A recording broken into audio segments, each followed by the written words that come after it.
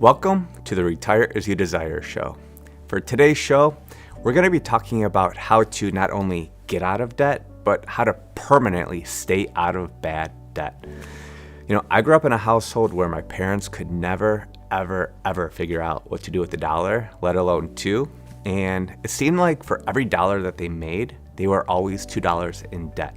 It was always a nightmare. I know that when my mom passed away, we had a stack of credit cards. There was 44 of them that she rotated in between. And I know this is not uncommon. Here in America, there's over $17 trillion of bad consumer debt. 17 trillion. And then on top of it, we just hit $1 trillion worth of credit card debt. So obviously this is a huge problem, and I'm going to show you what you need to do to make sure that this doesn't happen to you. But if you're in this scenario, here's how to get out of it moving forward. So you're going to want to stay with us for all four parts of the show today. So number one, it doesn't matter how much money you're making. Let's just start with that. What you really want to consider is, what are your fixed expenses every month? This is the most boring thing to go through for your financial plan, but what's your rent? What's your mortgage? What's your health insurance? All of these fixed expenses are something that you want to subtract against your net income every single month. And again, super boring. Believe me, I know. I've done it plenty of times in my life, and I've helped a lot of our clients with this as well. But the one thing you want to know is, are you spending more money than what you're making every month from the start? And if you are, it's going to be pretty hard to stay out of debt because you're already in the red. You're already negative. So number one, if we want to understand how much money we're making, that's simple. You just take your paychecks, consider that every month, add them together. But then here's the hard part. You have your food costs. You have somewhat of a social life. You want to date someone, or you're married and you still want to go out on a date night or go have coffee with your family. And then you add up kids. If you have diapers, or you have all these different expenses, it's astronomically expensive. But going back to the basics, this is your first starting point, especially if you want to be out of bad debt. And here's some great examples of how we've helped our clients figure this out over the past 15 years. One client that we worked with, it was a husband and wife, and they just had their first kid. They were making about $7,000 a month. This is after taxes, after 401k, after everything. So it's a pretty healthy salary here in America. And the way that they were getting way above, their spending thresholds was eating out. They were going to Starbucks once, twice, sometimes 3 times a day between the two of them, because they would be out and about, getting their latte, getting their sandwich, getting a croissant, whatever they were buying. All these things were adding up. So they were spending over $2,000 a month on these fast food items, and they were already almost at their threshold. So it was really difficult for them to get their spending in order. So what they did is they bought great coffee machine at home. They started ordering all their pastries and things like that they wanted. It was brought to their house. So then they started to save time too, because your time is your most valuable asset. And then the gentleman out of the couple, he was a business owner. He saved so much time. He was able to not necessarily double, but he was able to have about an 80% increase in income and revenue for the business over the next year and a half, just from that time saving. So he really was focused on his time at that point, because that's how he made his money, is being in front of his clients. But also the spending, their mortgage, their insurances, because they didn't have extra insurance through work, they were really brushing up to that threshold every single month. So a different exercise that I took them through, this was a fun one, and this is an easy one, is just going through your credit card statements every single month. Find the ones that are reappearing. Those are the Netflix, the Disney, it's the Uber Eats, all these things, these subscriptions. Figure out which ones mean the most to you. I'm not saying cancel all your series, cancel all the things that you really love doing, but you need to have a balance. You need to have things in place, because that helps in the long run. Because let's say if you're making $7,000 a month like they were, but you're only saving, let's say, 10% of your income. That's for retirement, savings, investing, college plan for the kids if you want to do that. It means you're spending 90% of your money. That's not the American dream. You're not here to spend all of your money. You're here to put money away to have a bigger and better future. And the way they were able to do that is they found over $6,000 worth of savings a year just by getting rid of their subscriptions. And that took them less than 2 hours. Now here's the question. Would you spend 2 hours to save $6,000 a year? I don't know anyone who wouldn't do that exercise. So take some time and do that today, do that tomorrow, but don't wait. That's going to be instant savings that are going to go straight to the bottom line and straight into your pocketbook. And that could fund a Roth IRA to grow tax-free money for your future. It's almost a no-brainer. It's really simple to do. And then another thing I helped them with is we really took a look at their home insurance, their auto insurance. Now, I'm not licensed to do this. I don't handle that. But I recommended, why don't you shop that? Why don't you take some time? And it takes effort to do this. But they found an independent insurance person, and they were able to save a couple $1,000s a year on all of their premiums, on everything. So between not only their subscriptions, but their insurances, they were at almost $8,000 a year of savings. You see how these things are starting to add up? And this was another big one that I helped them with. They had 3 cars for 2 drivers. Something wasn't adding up there. If you're struggling financially, one of the hardest things to do is to get rid of the toys. Get rid of the fun stuff, get rid of the watches or your wine collection or the boat that you never use. Sometimes you have to say yes and get rid of these things. Because when you have your money working for you in the right places, guess what you can do? You could buy these things back. You could buy something different. You could buy something that you actually like and love to use and something that works for your family.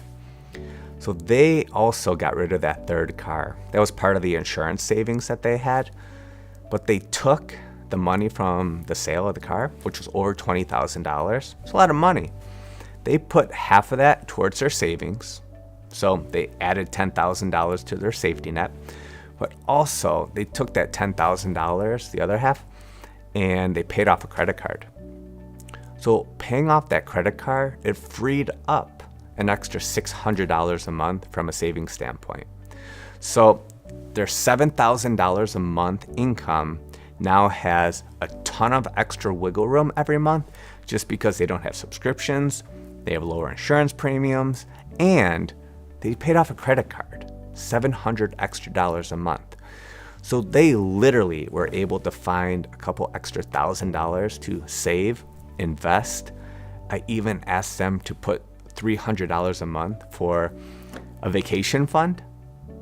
So they're automatically saving every month so that they can go on a family vacation. And that's their dream. They want to take the kids to Disney World. So everything is set up from an automatic standpoint where we know money's coming out on this date, it's being put into the savings account, this investment account, and this vacation account. So it's working in all 3 ways. And it didn't take them a year or 2 or 3 to really figure out what they needed to do to save money every month. But they sold a car that they didn't need. They got rid of extra things that they didn't need, and they simplified their life. My favorite part of our conversations now is they tell me how less stressed they are and how much happier they are. They have less things. They're not having to pay for these extra things anymore, which is a great thing. And they have a lot of their time back because they were wasting time on the series and this and that. If you simplify your life, you have less expenses, you're able to invest. And that $1,000 a month that they're investing now is going to grow tax-free because they're able to put it into a Roth IRA and they're able to withdraw money tax-free into their future. All of these things are going to be a much better scenario for my clients, and they're young. When you're in your 30s, if you can invest that same $1,000 a month, and that's going to continue to grow because the client's business is growing now, that's going to equate to hundreds of thousands of dollars, if not more, for their retirement future. So simplify your life, get rid of things that don't matter to you, I would really suggest stop trying to impress people because they really don't care what you have anyways. And if you're buying things just to impress people, it's not a good habit to be in. Believe me, everyone's been there, done that, but it's gonna save you a lot of stress too.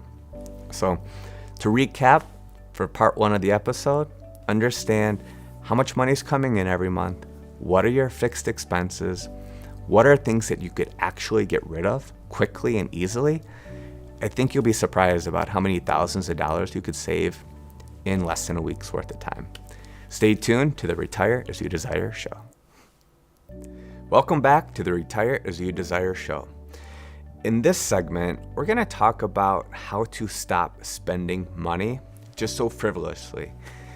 I know I've done it before, a lot of our clients have done it before, and I get a lot of phone calls from people asking, how do I stop spending money?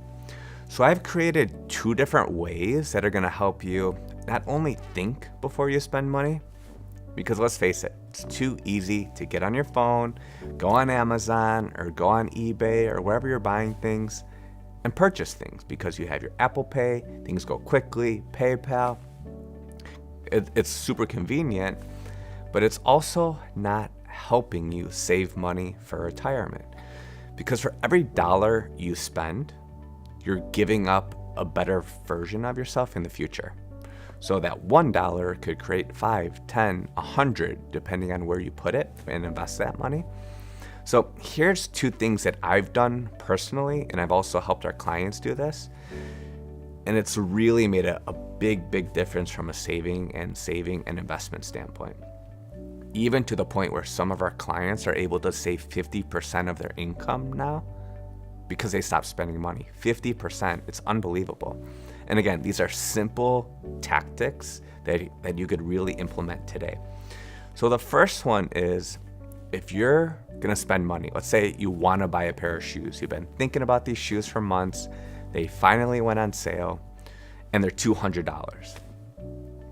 Here's what you wanna do before you spend that money.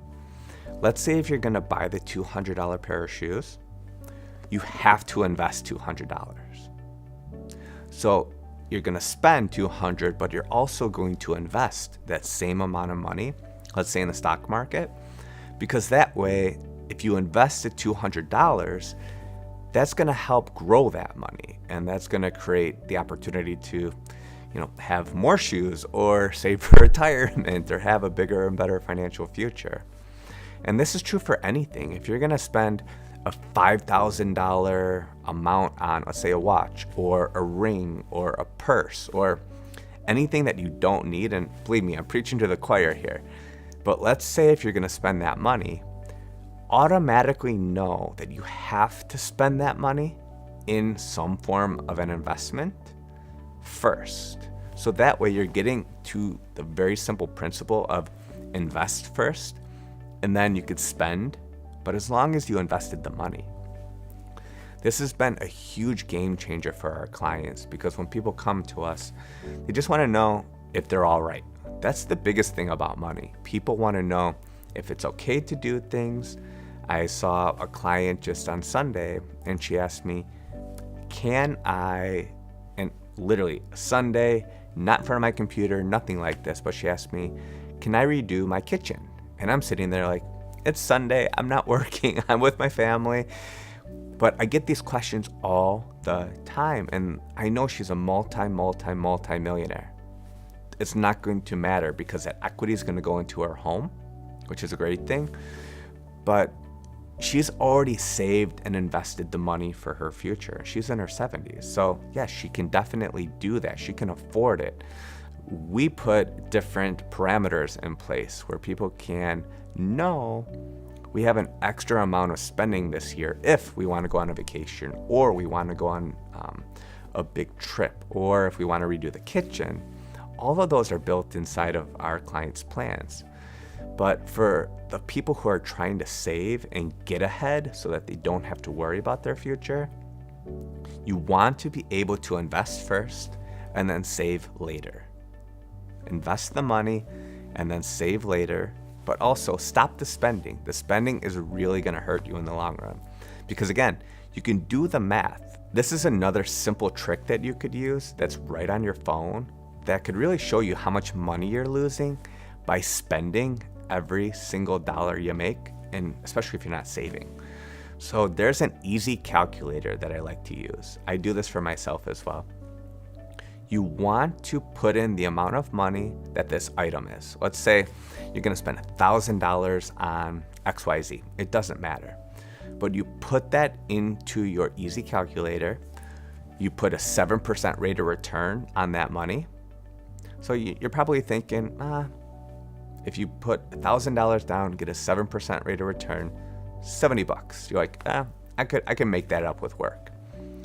But the problem with that is 7%, hopefully over 20, 30 years, all that money adds up.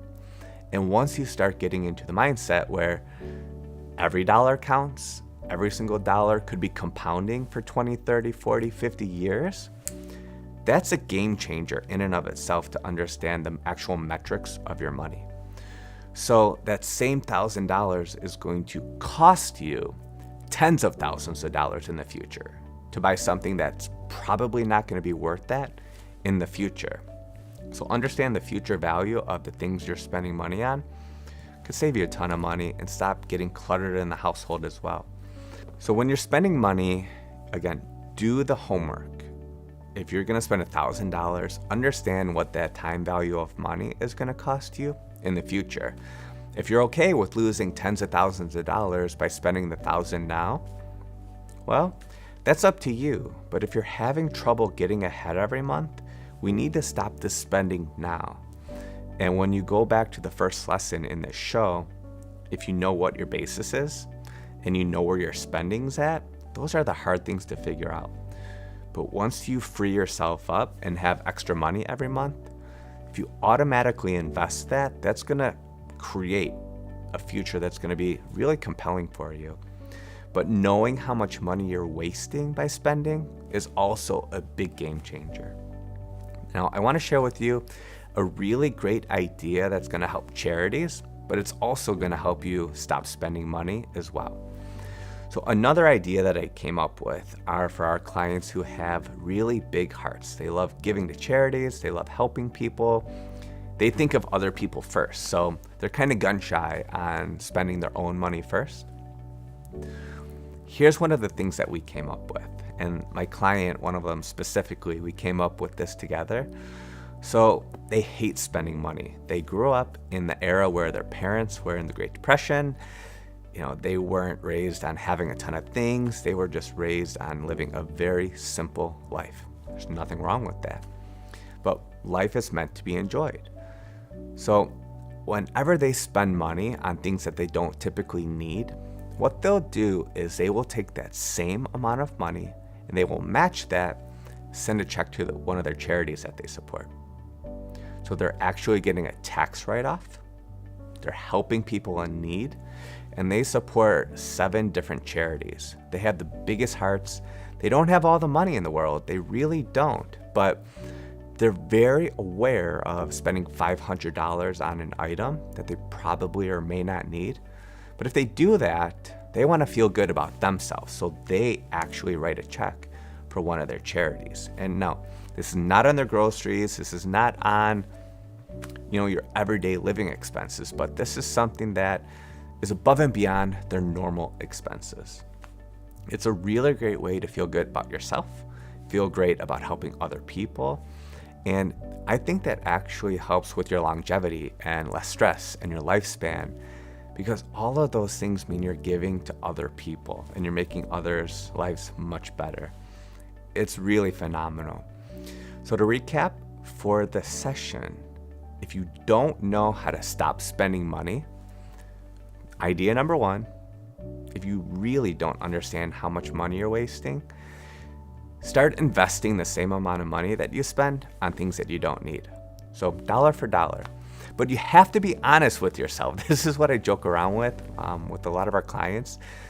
If you make up an excuse in your head, I really need this backpack, or I really need this jacket, or I really need this, that, and the other, you're not being honest with yourself. If you don't need it, don't spend it. But if you're going to spend it, invest that same dollar amount. Dollar for dollar, no excuses.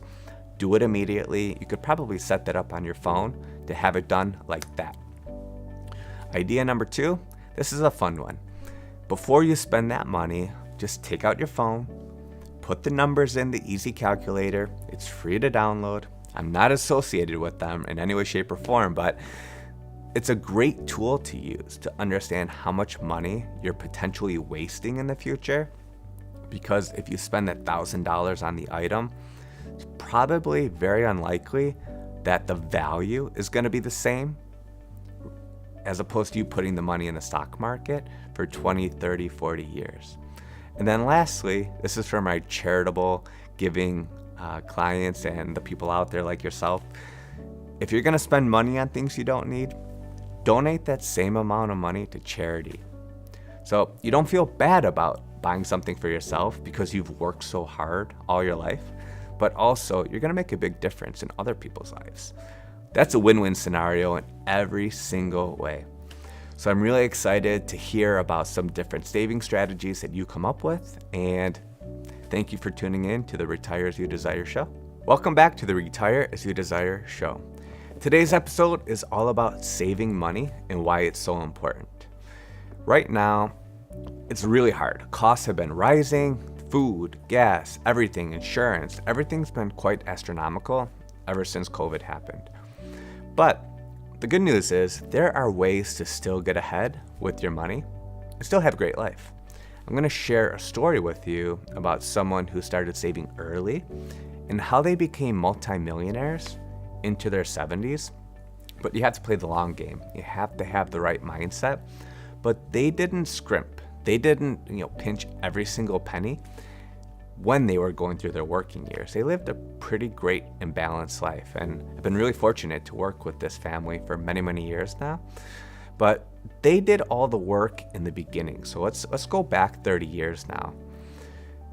When the husband and wife started working, the wife was working part-time because they had 3 little kids. There wasn't a lot of extra time. There wasn't a lot of daycares during those years. So the thing is, the husband was the main breadwinner. That was the case a lot of the times back in the day. It's not like that now. Things are completely different. But the one great thing that this gentleman did is he understood what compounding interest meant. And in one of our first meetings, we were an introduction from another one of our clients, and he shared a really great figure with me. He was able to almost immediately tell me the number if he invested $5,000 a year, every single year, for 30 years. And if he made a 7% return on the money, he just left the money in the stock market. He didn't try and time the market, buy high, sell low, and make mistakes. But what he did is he just put it in every single month, and that would net him roughly $540,000. That's just on a $5,000 investment for 30 years. He knew that if he could double or triple that, he was going to be able to become a millionaire, but better than that, a multi-millionaire, just by letting his money do the work. So every single day, he got up, he went to work, he did his job. But the great thing is he put money in his 401k that was above and beyond your normal 10% savings rate. He was trying to maximize his account throughout the years. And he told me when he first started investing, the maximums were down to $12,000 or $13,000. Now, it's almost doubled. It's in the 20s. But he really allowed compounding interest to work for him. And here's a brilliant tip that they did. The wife, when she worked part-time, this was probably one of the most brilliant things that they did. They used that money to save, but that was their vacation money. That was their fun money, as we like to say. So over the years, they were able to still go on vacations, but they purposely allocated money into different investments and different vehicles. But that savings of the wife's income, that helped them go to the Grand Canyon, go to Yellowstone, go to different places throughout the US. But you know what they did? They didn't fly anywhere. They drove in their big van. So there was a balance there. I remember them pulling up on the block after their vacations. They were very happy to get out of the van, but they were also very happy to have been able to have gone somewhere with their family and make those life-lasting long memories. So here's what they did on top of just their 401k. This gentleman was very intuitive about taxes. As soon as the Roth IRA became available, he said to himself, why don't we start investing in this? Because this can create tax-free income for the future. With the government just printing $10 trillion of money over the pandemic, I mean, rightfully so. We had really tough times. It was uncertain for all of us, business owners, for employees, employers. Everyone didn't know what was going on. But when you have all this inflation, it's potentially going to lead to higher taxes.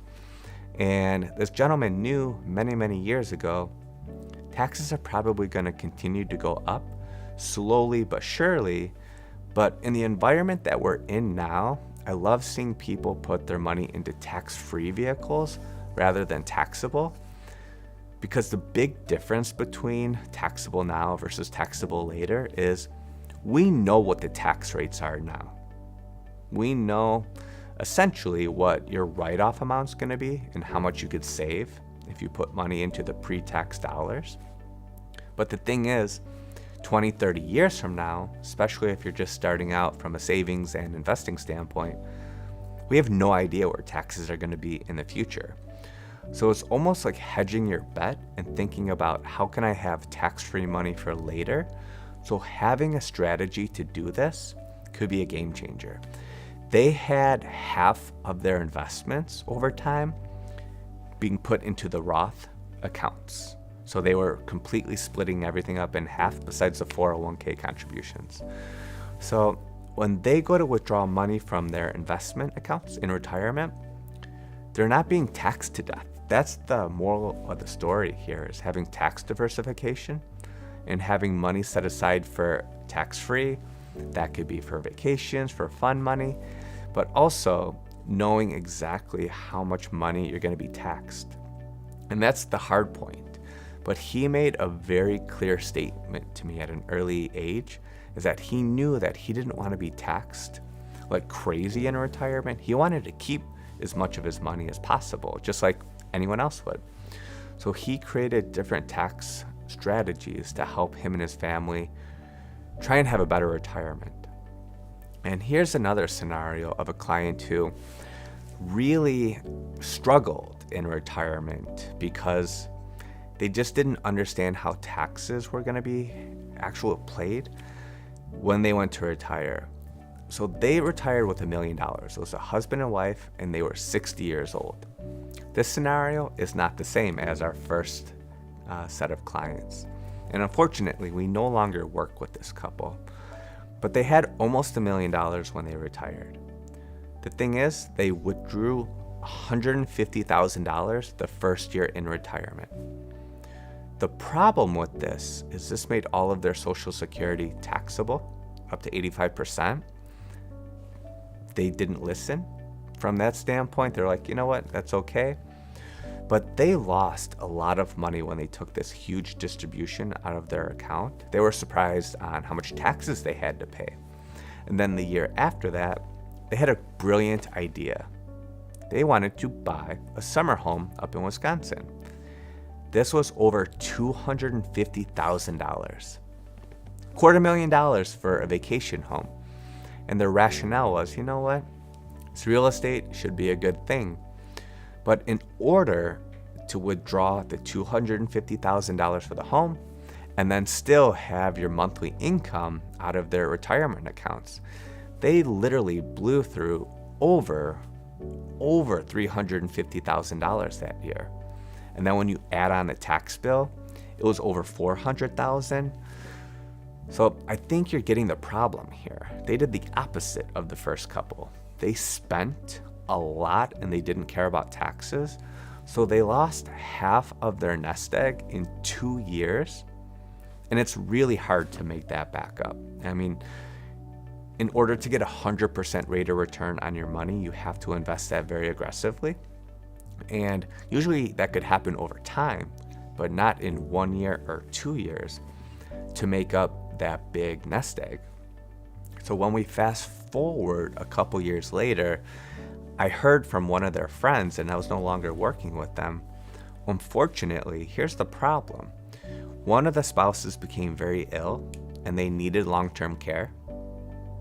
And this was an approximate $10,000 hit to their income every month. And this wasn't even including their monthly income needs just to eat, pay their, they didn't have a mortgage anymore, thankfully, but their property taxes, their car insurance. So they were in a really tough spot. And eventually they just ran out of money and they didn't plan for things properly and they spent too early in retirement. And that's why going back to the other segment is understanding what's the time value of that money for the future is a big game changer for retirement. Because that $250,000 that they withdrew, that's not including the taxes for the summer home that they barely used, by the way. You know what the friends of the friends told me is that they wanted to buy this house just to impress the neighbors. Buying things for other people doesn't make sense, and they ended up losing all of their money because of the sickness, but because of this poor decision. It really affected them, and then it affected the kids as well. It affects things multi-generational. The kids were expecting an inheritance, and they basically got nothing from that. So it's pretty devastating, and that creates stress, tension, the medical care for the whole family. It's brutal. It's really brutal.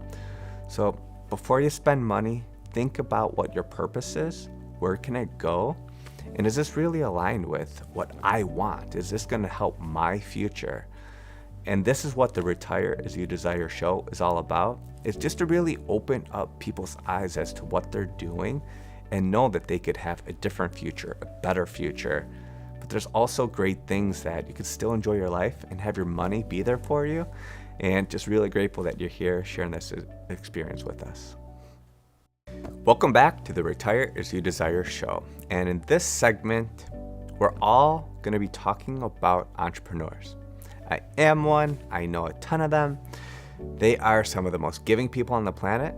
They want to help people. They want to change the world. They're visionaries, philanthropists. Some of them have the biggest hearts in the world. But the thing is, here's the truth. Entrepreneurs who make a lot of money, most of them have no clue where their pennies, dollars, thousands, hundreds of thousands of dollars of income are going. They just have no clue. And I'm going to tell a few stories why it's not uncommon for entrepreneurs, even if they're making $1 million, multi-millions, they could be making basically nothing after all their expenses. And it's not just people who work a 9-to-5 job or a 5-to-9 job.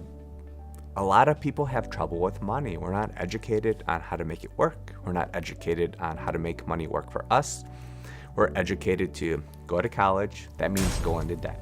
We're educated to buy a home. That means go into debt. We're educated to buy a car, probably go into debt. All these things in our society are geared towards us, everyone else, being in debt. And when that happens, who wins? The banks? Is it the government? Is it our employers because they know we need to show up to pay for our bills? And entrepreneurs, out of all people on the planet, they're some of the most successful people, but they don't know where their dollars go. And the ones who do, I would love to have you on the show and interview you. So please reach out to us. I would love to have you on the show. That's an open invitation. So here's a couple stories of clients who just kind of got things wrong, or opportunities that I never ended up working with them. And the reason why I want to show this to you and tell you this, so that you avoid these mistakes, so that you see what these successful people who make a lot of money do. Don't be like them. Don't be like them. Learn from other people's mistakes. It's so much better to do that. And you're going to save a lot of money doing that as well. So here's one example. This is someone who I know. We were actually working on a life insurance case for them. And again, I'm never going to say names. I'm never going to name anything in that nature because of confidentiality. But we were working on a life insurance case for them. And unfortunately, things didn't come back as well as planned. They had a little bit of a medical history, a little bit, but they were in their 40s. But it jumped their premium up almost 3 times to what we had originally planned. Sometimes that happens. But the bottom line was, it was going to cost them $200 a month to have a $500,000 term life insurance policy for their family. So in case this gentleman passed away, that would go to their family tax-free. But you know what's interesting? I went to their house. When I pull up into their driveway, they were really upset about a $2,000 a year. It was $2,400 a year premium, $200 a month. But their basketball net was a $5,000 basketball net. They spent $5,000 just to put up a basketball hoop that probably never got used. You know, you look in the neighborhood, a lot of them had the same things. They were willing to spend $5,000 on that and not spend $200 a month to potentially protect their family if something were to happen to them.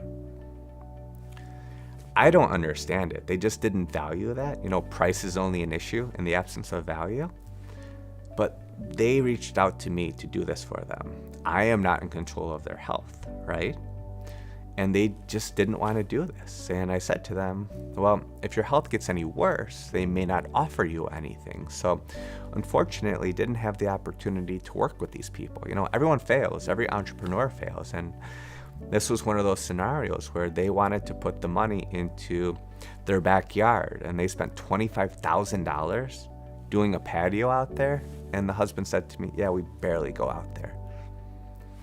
You know, it was perception for their neighbors. Unfortunate, really unfortunate. So they just could not put their money into the places that were going to help their family, but they put it into places that really appealed to the neighbors. Big mistake, big mistake. Here's another one. So this is a near and dear friend of mine. I've known him forever. Very successful company. So we got together, we had lunch one day. He told me that he made $4 million. $4 million from a company that he started in college. Service business, super incredible. Couldn't be more proud of him. $4 million is incredible. And the thing was, this was fascinating. When you invest money, you almost want to make it like it's a bill to yourself. Like you pay your insurance bill, your investing should be a bill.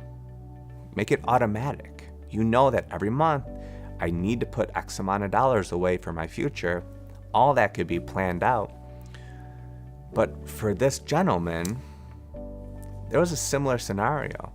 It was time for him to make his contribution into his investment.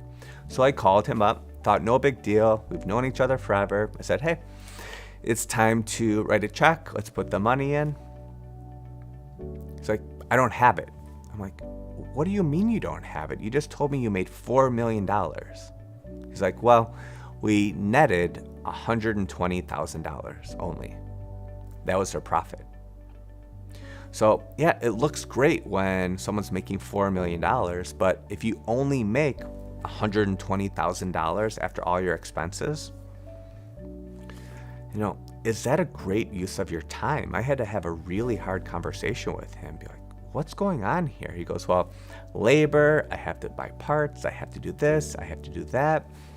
So we set up a plan where automatically, it's almost like a payroll thing for him now, where we know every month money has to come out of the company to pay for his future retirement.